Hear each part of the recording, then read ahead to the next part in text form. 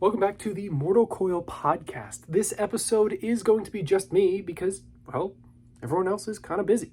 So I've got some stuff I want to talk about, and it's specifically with video games and movies. I also have notes to keep me on track, so bear with me.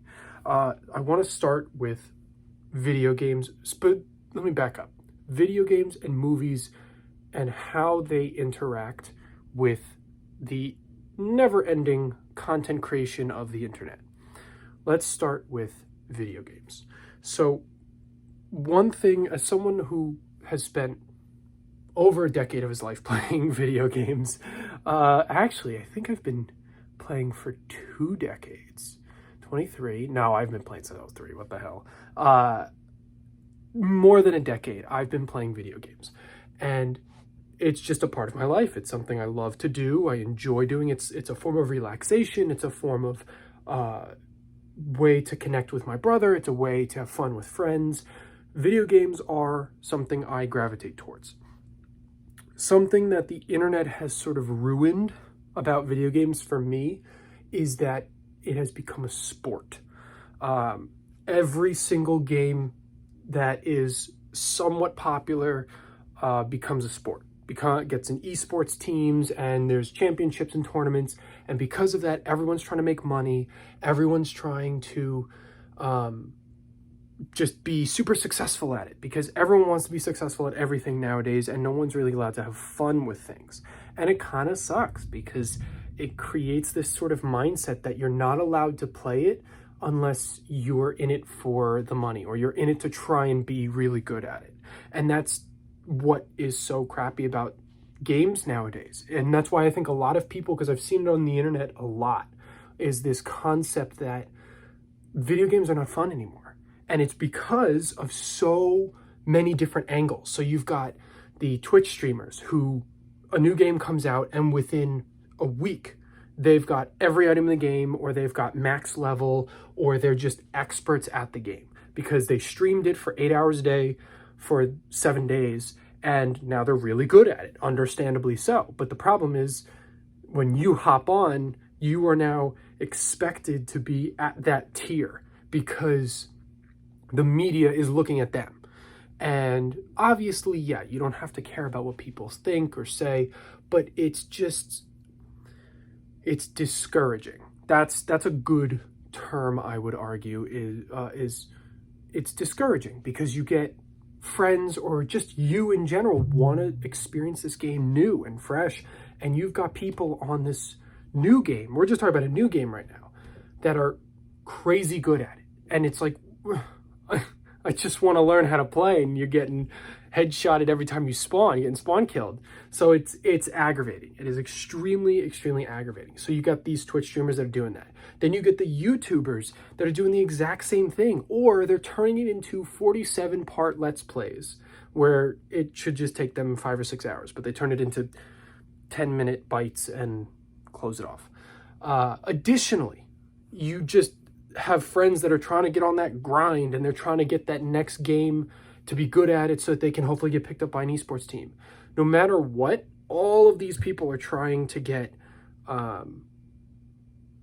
at a level of skill at the game that is no longer fun, but is filled with work.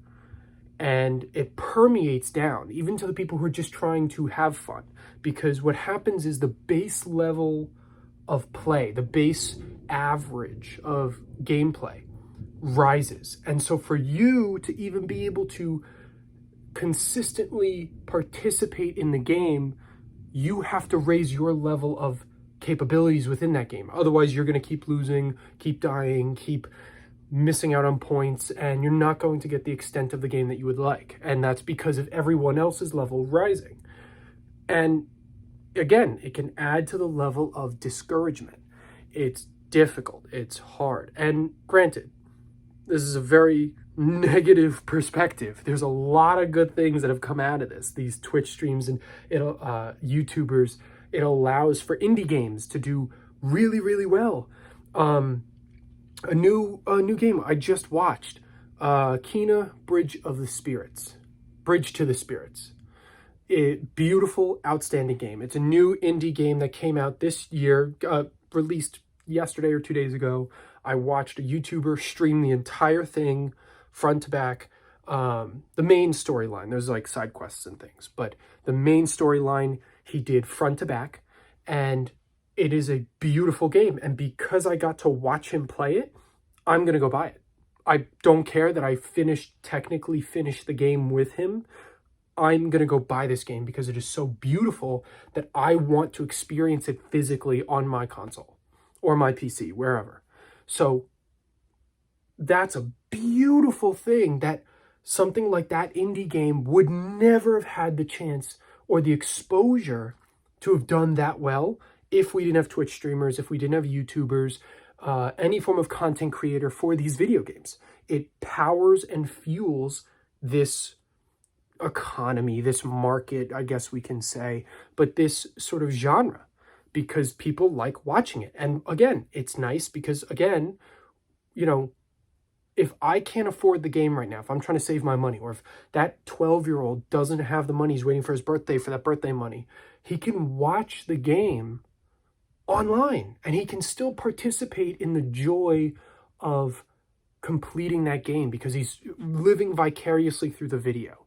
And yes, there's the psychological issues with, you know, we are not accomplishing things ourselves, but we're sort of doing it through YouTube or through videos, and thus being very minimally ambitious.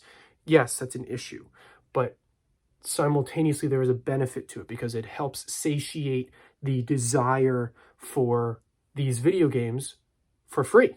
I watch that YouTuber or that Twitch streamer for free, and I can watch them for as long as I want till they complete the game, and I can watch it over and over and over again for free. I don't have to pay $40 for the game, but knowing that it's an indie game and knowing that it's a game that I want to experience by my own hands, I'm going to invest the $40 into it. So it's absolutely wonderful. But on the other hand, when a beautiful game like that comes out, if you, let's say, were a gamer and you've been reading magazines and you were going online and you heard about this game coming out, you saw the trailer, you were looking forward to it, and you didn't want it spoiled for you. 3 days. That's all it's going to take. It'll take even less than that for some games for it to be spoiled. The ending, the middle, major portions, whatever. It will be spoiled within a few days of its release. Because people, like the guy I watched, streamed the entire game in 7 hours. Obviously, there are games out there like Dark Souls and Skyrim that take 22 hours to complete, so we're not going to talk about those. But games like this indie one are an indie game. They're independent games, so they are going to be shorter and smaller, and for that reason can be completed quicker, which means faster spoilers, and you don't get to maintain that mystery and maintain that sort of mystery, mysticism, you know, that whole concept. And it's just, I don't know. It's a difficult thing because just because you know the ending of a story doesn't mean that it's bad before you've heard the full story. I don't know how I'm wording that right, but you can know the ending of a story without the full story and still have a really beautiful experience once you start it and get to the end. So even if things are spoiled, it can still be a beautiful story. And that's something I've learned to realize recently in the past few years, because as someone who's very prevalent on the internet and social media, I've had a lot of things spoiled for me. Films that I was looking forward to, the Marvel films that people were gushing over. I had to be very careful. I was very emphatic about not having it spoiled. And then one day I was on, I don't remember which app it was. I was on an app and saw a post about it. And it was a picture that immediately spoiled a major portion of the film for me. And I was so devastated. I was deeply devastated because I was like, why? You could have said, put a post that said spoilers and then showed the picture. No, it was just the picture. So, but then I realized, I said, well, but it's not necessarily about the ending. It's about the execution to the ending. So yeah, the ending may be this big, wonderful surprise, but at the same time, that's not the reason why you played that game or that movie, because it's about the entire experience. So if you do go to see it, and yeah, so what if you know the ending? If the execution up to that ending is amazing, then it's just as good. There's no issue for it. And that's how I feel about this new game, Kina, because seeing the last 2/3 of the game, because I came in late on his stream, amazing, absolutely amazing, to the point where I'm like, I don't care that I've seen it, and I've even backtracked to look at some of the old stuff. I'm like, I want to buy it. I'm gonna buy it. So I've been gushing on this game too much. Let me switch gears a little bit. Something else regarding video games is the idea that having fun in a game is tied to being good. The days are long gone where realistically are long gone, where you could hop on a game with your friends and you could all suck and you could just have fun, because it's not that fun. No one likes to consistently lose, obviously. So losing here and there, so what? And if you're messing around, so what?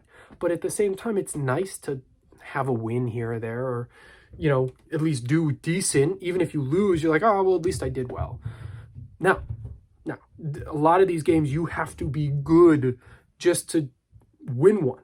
And that kind of sucks, because sometimes you just want to sometimes the games are not about the games. It's about the time you're spending with people, because you can't see them in person, or it's too expensive to go out to a restaurant, see a movie and a bar or a club or an event just to spend time with people, because that's hundreds of dollars, when the game you already own, or the game that's $20 online, you all can download and play endlessly.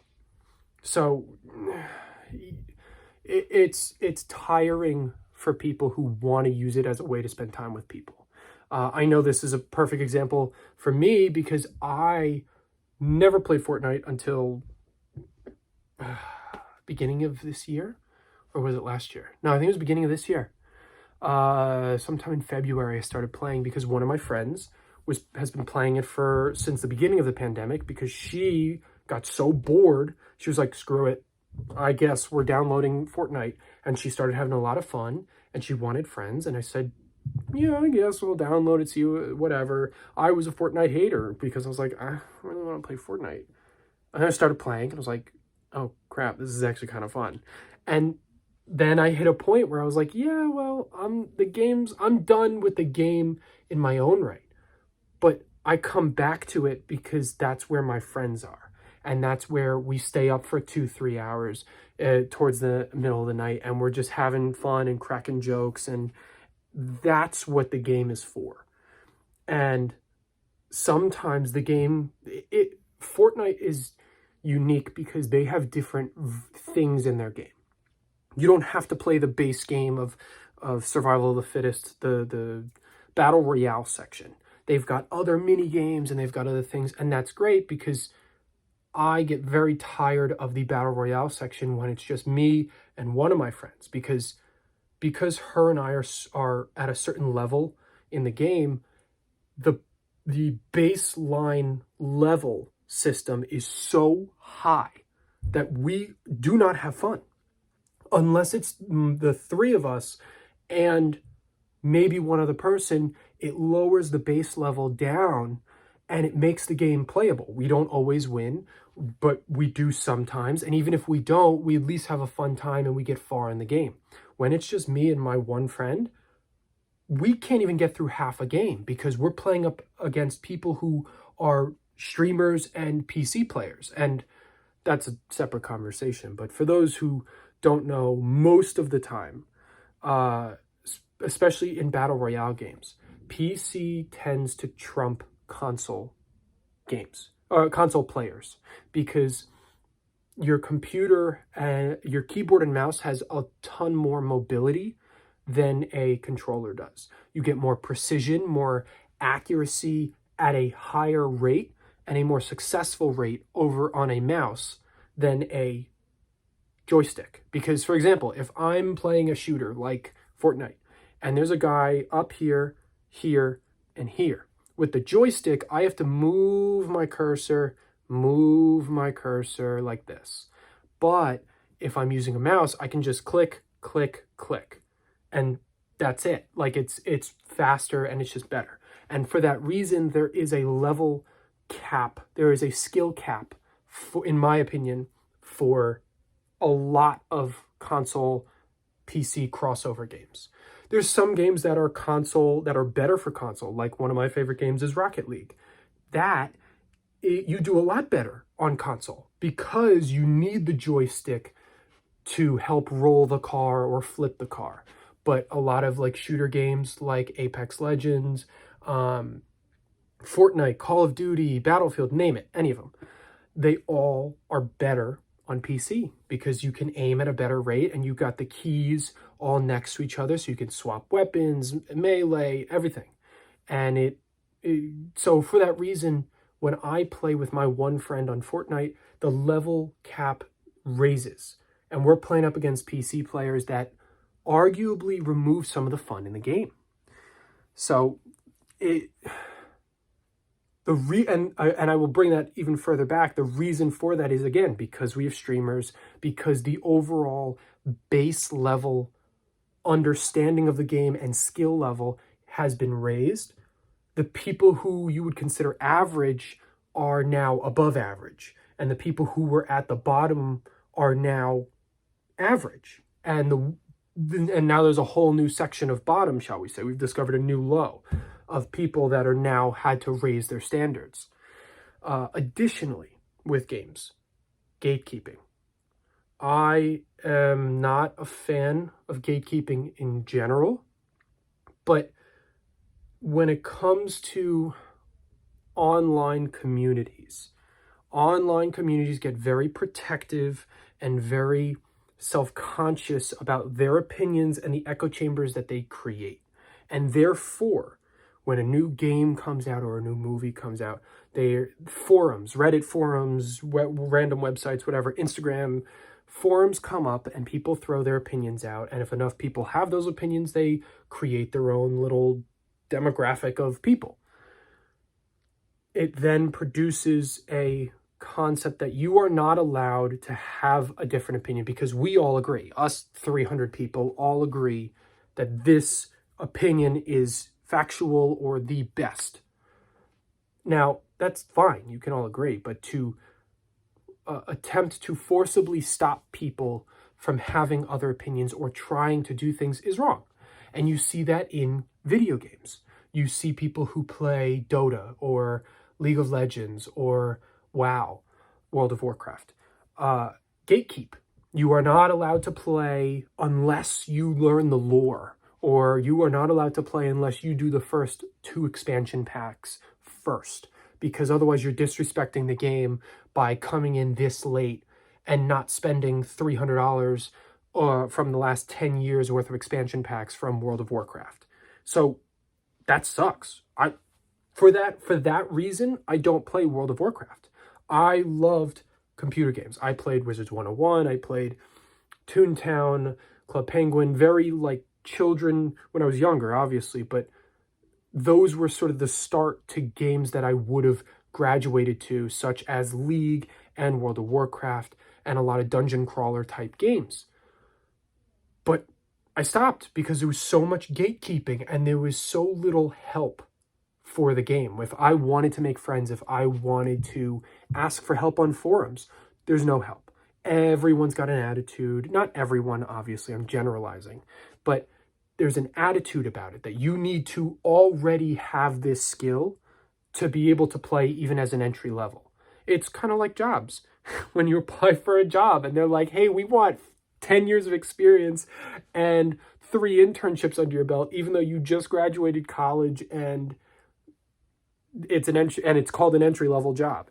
They're asking for more than what is actually required of an entry level job because they obviously want better people.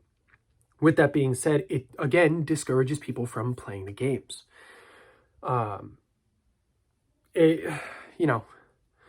Again, it's its own issue.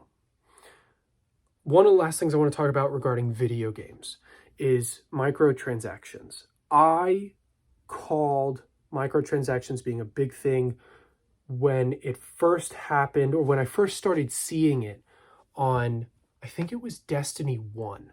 I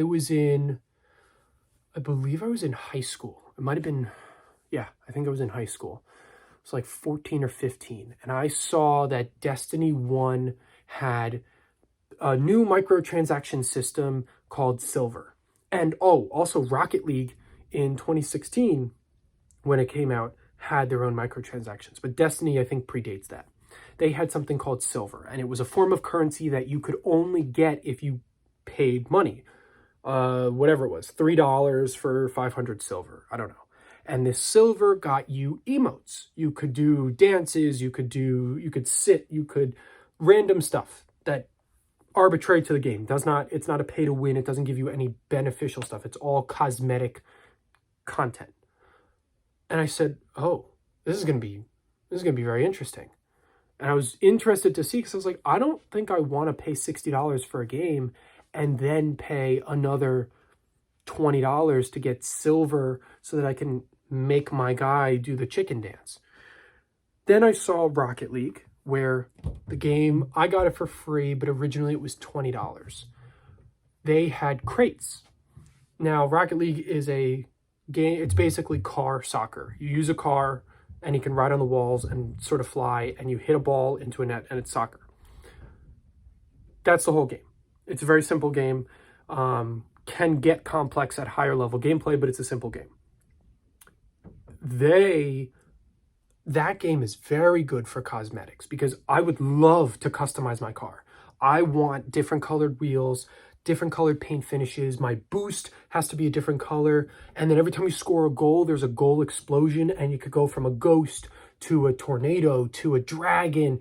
I want to collect them because that's cool. That's awesome. That's amazing. That is where I would spend my microtransaction money towards.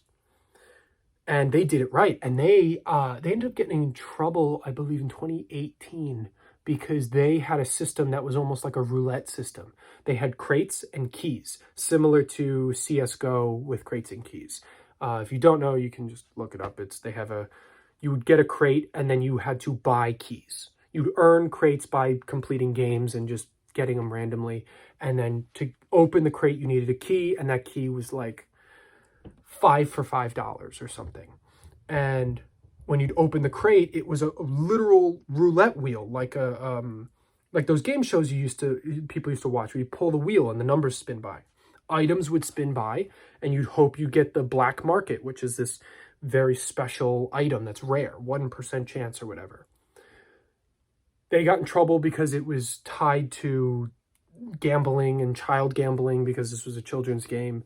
So they had to change their system of microtransactions and how you got these items.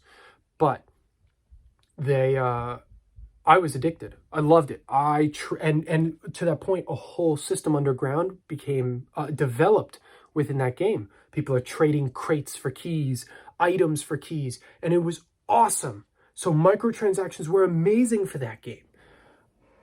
I am deeply saddened that microtransactions have overtaken games. Nowadays, you see games come out for free, but they have a heavy microtransaction platform sewn in. I think some games do it right. Like, I think Fortnite has a great system, because they get Venom, they get Carnage. You've got Naruto characters that are apparently coming to it. They've got, when the movie Free Guy came out, they had characters from the movie in the game, and you can play as those characters. That's great. Wonderful. I believe they have a ton of lawsuits constantly going around, because they're like just sneaking past loopholes to get these characters in. They had John Wick, a bunch of Marvel superheroes, tons and tons of characters. That's amazing. Good for them. I think a lot of games create microtransactions that are not good, and it again just formulates this concept of, if you want to have fun at this game, you have to pay us. You can play the game for free, but you're really not going to have fun unless you buy all these skins and all these battle passes and things. So And it's furthered, to tie it all together, the battle pass and the skins and things are furthered because if you're on the internet or you're on Google or you're on YouTube or Instagram, Snapchat, whatever, Facebook, no one's on Facebook anymore. If you're on any form of social media and you follow a streamer and he's got that skin, you want to identify with his group. You want to have that skin. You want to be a part of that community that has that cool thing that makes your gun look cool, or that thing that like makes your character look like a squid coming out of a bowl. Whatever. It's fun to customize and characterize. And the problem with that is it's being sold to us as that's fun. The game itself isn't fun unless you pay. And that sucks. And again, I'm going to end the video game content here and I'm going to go to the movies in a minute. But once again, I'm talking the negative and I want to double that with the positive. These games are beautiful forms of art in every sense of the word. A lot of them are. Some of them are just crapshoots for money. But a lot of them are. A lot of games that have come out and will continue to come out would have never had a chance 10, 15 years ago because we didn't have the foundation of YouTube and Twitch and social media and Facebook Live to stream these games, these indie games that can then turn into monsters and giants of companies that create outstanding games. So like Kena, Bridge of the Spirits, I'd love to see their next game. I don't care how long it takes. I'd love to see their next game because this was extraordinary. So by all means, there is, however much negativity I am discussing or neutrality I shall discuss on these, there is just as much, if not more, positive stuff to discuss. Let's swap over to movies. Movies are a little different than games for me because some games have stories, and if you're deep into the lore and you don't want it spoiled, I understand. But movies are not participatory in the sense of, in the same way games are. You participate with a movie, but that's more psychological crap we don't need to discuss. Movies are not participatory in the sense of I have a controller and I am playing and I can pause, start, stop, restart, and do whatever. With movies, if it is spoiled, whether it's the whole film, a part of the film, it can sometimes ruin the film. A good example, which this is I don't remember when this came out. I think this came out in the 90s. I hope it did. Blair Witch Project. Blair Witch Project is a very famous found footage movie. It's one of the first scary movies, horror movies, to come up with the concept of found footage, meaning it's all fiction, but it comes off as if it's nonfiction, that we found this cassette tape in the forest and let's see what it has to be. And it's a whole movie of these people who went on a trip to the woods. Spoilers, if you haven't seen it and you'd like to see it, because I recommend it, close your ears for the next minute. The whole movie, you are constantly being told, oh, something's following them. Oh, and there's things that are happening, but you never see anything. And there's a witch and she might be following them. And then it ends and we never see anything, which was part of the reason why it made the movie so good and so crazy. So I'm not gonna wave my hands yet to let those who are not listening listen again. It completely spoils the film to know that there is no relief to the anxiety that's building up. Every horror movie tends to have the concept of, we will build up this anxiety and this expectation and then pay it off by showing you the demon, by showing you the monster, by killing someone off, whatever it is. The Blair Witch Project never does that. You are built up the whole film and then you are let down at the end because the camera just falls over because someone dies. But we never see the witch. We never see someone actually die. People just go missing. And that's how it ends. And it ends with the camera on its side, just rolling, and then it cuts out. I loved it the first time I saw it. The absolute first time. After that, I can never watch it again with the same mindset. I can look at it from an analytical point of view and say, wow, okay, they did this cool. Oh, the lighting was neat. Or yeah, the storytelling was cool for this reason as a educational perspective, but I can't look at it and enjoy it like I would some other horror movies because I now know the ending. So if that ending gets spoiled for someone, oh, let me wave my hands if anyone's closing their ears. You can now listen.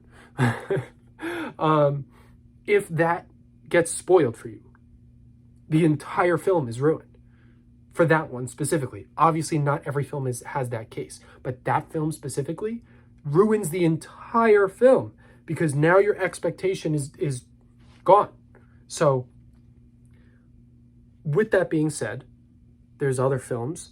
There's like Marvel films where, at the end he's going to beat the bad guy, or it's going to end where they like half beat the bad guy and it ends on a shady like cliffhanger and you're like, oh, gotta wait for part 2.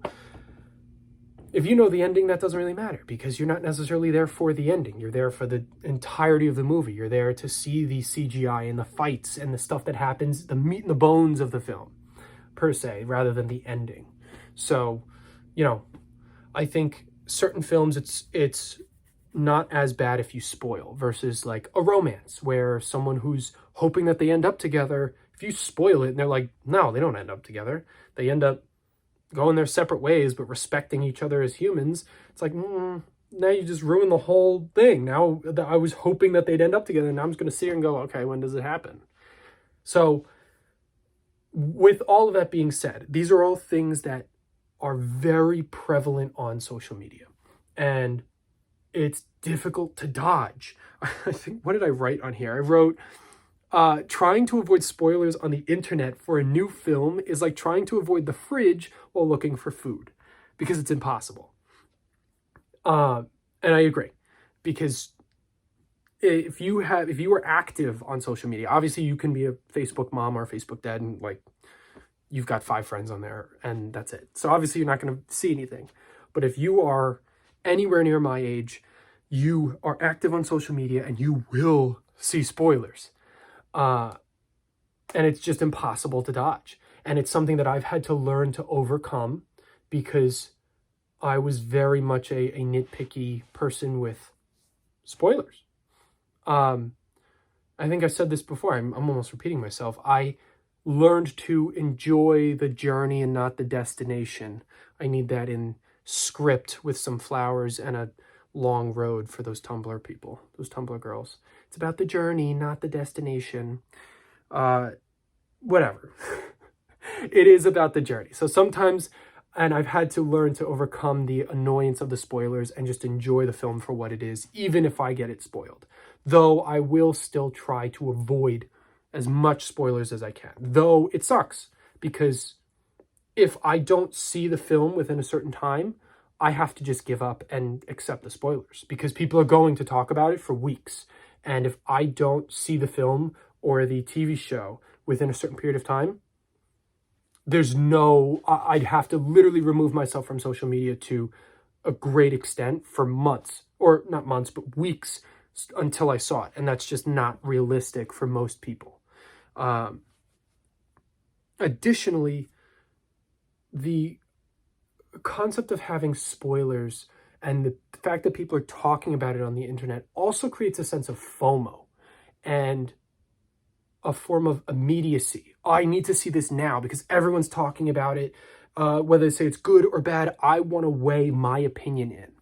And whether that's something to discuss in terms of whether your opinion actually has weight or matters in the scope of this argument, not for this conversation. But people feel that their argument needs to be weighed in online. And for that reason, they feel this sense of immediacy that, oh, I need to see this film now so that I can, talk about it online.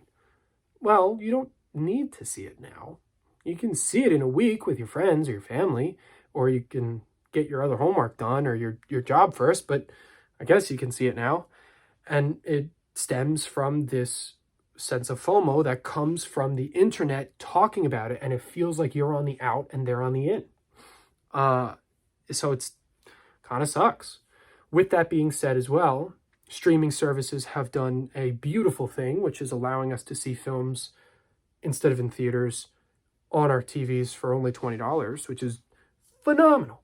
Not great for the movie industry, because that means I can bring me and my 10 friends over, if I had 10 friends, to my house, and we can all watch the new Marvel movie on Disney Plus for $20, when it used to be $20 per person at the theater. And that's not counting the money it takes for gas, it takes for the snacks, and anything else we buy. So I just saved hundreds of dollars if I went 10 people. If 10 people went to the movie theater, it's $20 a ticket, and we each had to get a water and a popcorn, or let's say we shared popcorn per 2 people. If we're thinking pre-COVID standards.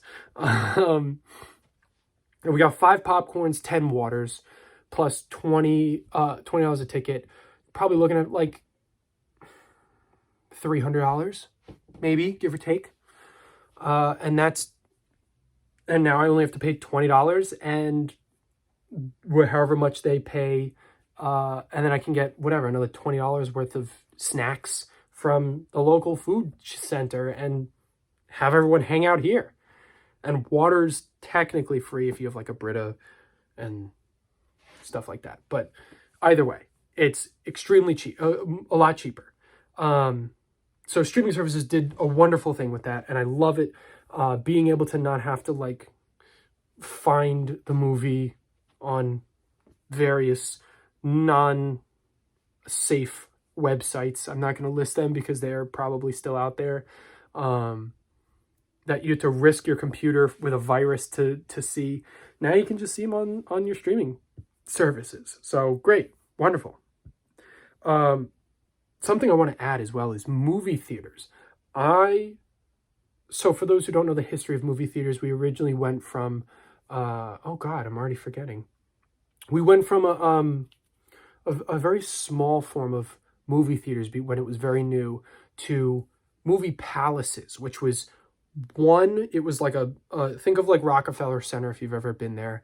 And it was a big, long thing. It held hundreds of people and a big cloth, and they projected the movie there. And it was 1 film or 2 films. And that's what would be playing.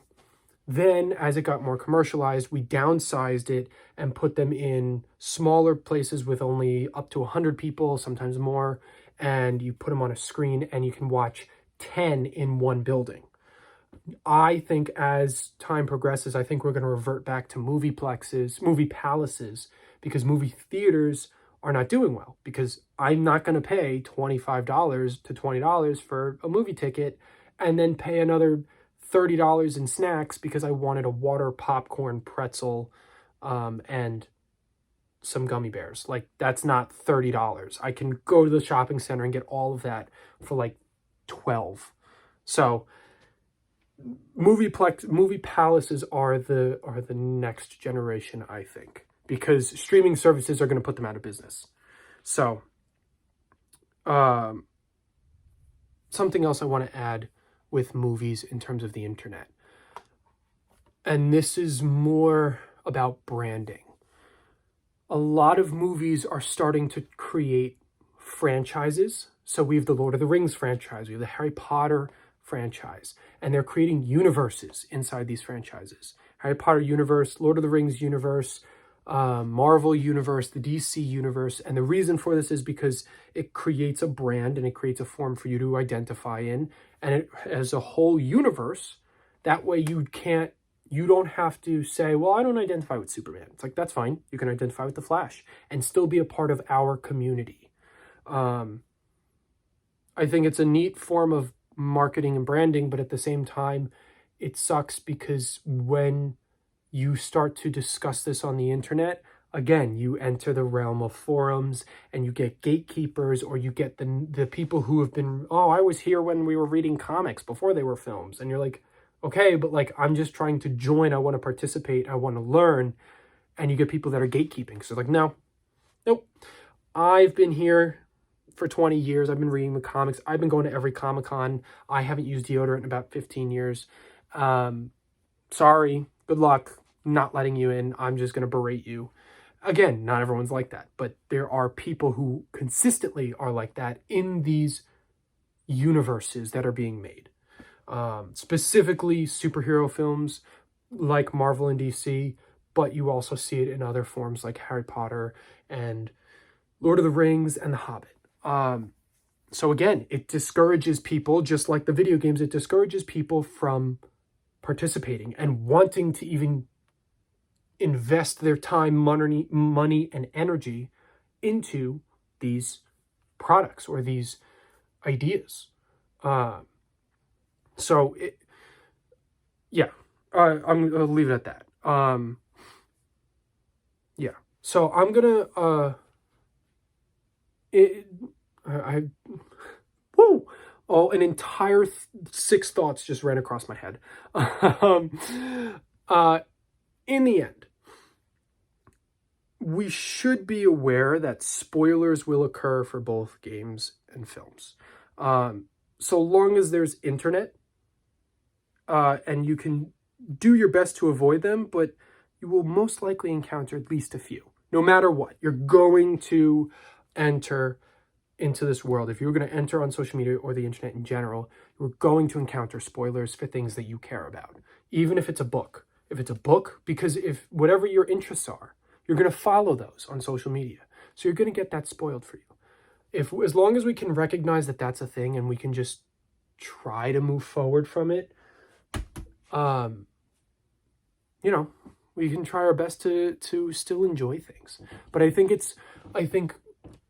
to finish and wrap this up, this one's not like a super, super long one because it is only me.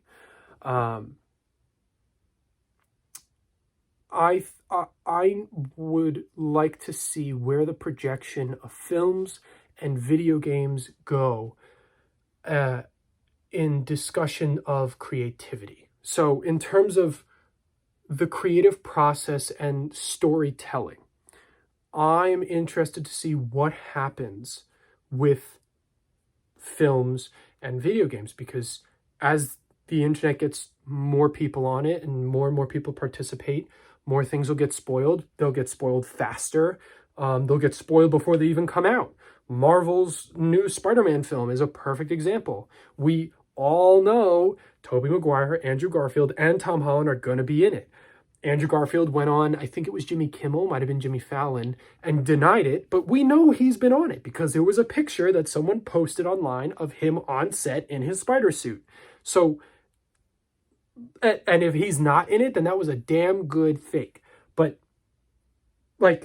we know these things already. So I'm interested to see the trajectory and to see if we sort of, we were over here with video games and we've sort of come down this side of the scale. I'm interested to see if we will ever return to some form of middle when it comes to films and video games, and if video games will return to a sense of enjoyment and not a form of occupation or a concept of you're only allowed to play if you're trying to do it for an occupation. With that, I'm going to say goodbye. See you next time.